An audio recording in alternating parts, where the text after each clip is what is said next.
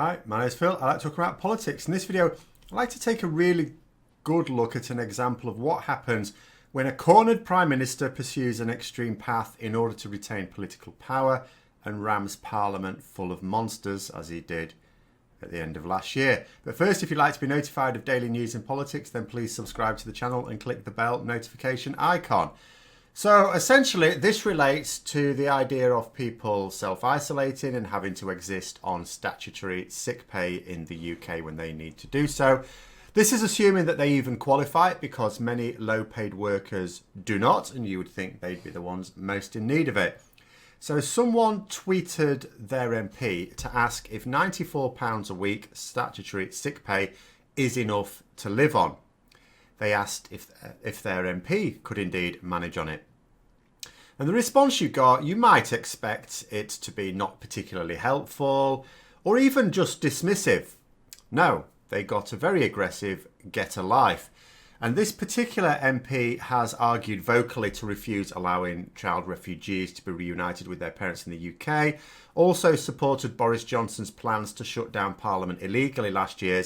In other words, the sort of image you get of the typical Tory MP when you think of them. And I'm, not like all of them. I will accept, not like all of them. There are some essentially decent people that are Tory MPs or have been Tory MPs that I strongly disagree with.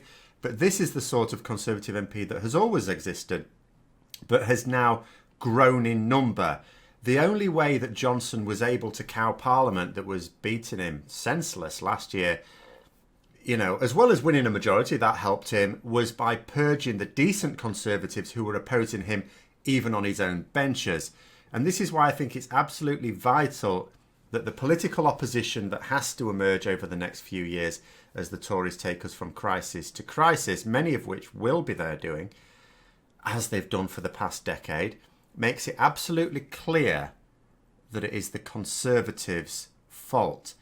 It will be too easy to lay the blame for everything at Boris Johnson's feet. It comes of a basic misunderstanding about where the power is in British politics. And too many people believe that the Prime Minister is the political power. They are not. And the problem with a strategy of laying it at the feet of Boris Johnson is that as soon as you get that blame to stick, his own party will simply oust him and elect a relatively untarnished leader who will then carry on with the same general policies, and then you have to start again trying to stick blame to that person, and the whole hideous cycle continues. The fact of the matter is that Boris Johnson gets his power from Parliament. If people didn't realise that before 2019, then they should have done. It should have been made really clear now. Parliament is sovereign in the UK. Parliament is supreme. Boris Johnson can do nothing. Not a thing without Parliament's approval, whether direct or indirect. It's Parliament who are failing to demand that Boris Johnson publish the various reports that he is currently suppressing. It is Parliament that will allow Boris Johnson to take us out of the Brexit transition period without a deal, if he ultimately chooses to do that. It is Parliament who voted down a motion to investigate the cause of the recent flooding and take appropriate action to prevent it happening in the future. And when the current crisis is all done and dusted, whenever that is, it will be Parliament that refuses to issue a public investigation, a serious one, that also tries to learn lessons from it. Whatever Boris Johnson does, it is MPs who allow it. And this is why it's important to keep the focus for what is going on squarely on the collective. It would be a huge mistake to allow all the mess to be tied to Boris Johnson so that his own party can keep their hands clean when he becomes a liability. And when the government start to spend our money protecting the wealth of billionaires, instead of ensuring that ordinary people have the resources needed to preserve their living standards, those ordinary voters should be looking at what their MP has personally said and voted for and against. Did they demand action to protect them? Or were they happy to throw their own constituents under the bus? As for the offending tweet, the MP has apologised, though not deleted the tweet. But I personally take no apology from an MP, on whichever side of the political divide they are, because they've faced a public backlash, unless they seek to make amends. I can understand the concept that someone does something gets a bit of a backlash, then they think about it themselves and realise they've done wrong. Yes, an apology is necessary, but what have you done to seek amends? Because if you don't do anything, it lacks sincerity. I would expect a genuinely remorseful MP to at least answer the very valid question that was posed in the first place.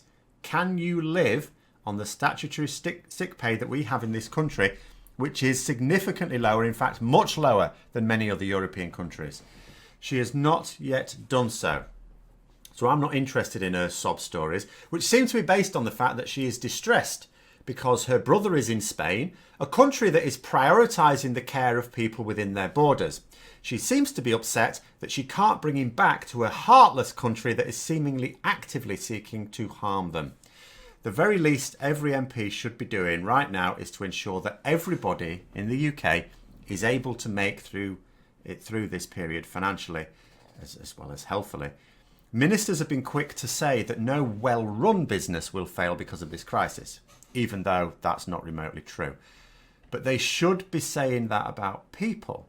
Why are they only saying it about businesses? Why not people? No person in this country should be allowed to fail because of this situation. That should be a focus as well. That should be a more important focus. And the focus of every single MP, because every single MP has many constituents with no safety net right now. So those are my thoughts on the subject. Let me know yours in the comments below. I hope you found the video interesting. If you did, don't forget to click the like button. And if you'd like to support the channel further, then please also click the Patreon link for details. And until next time, I'll see you later.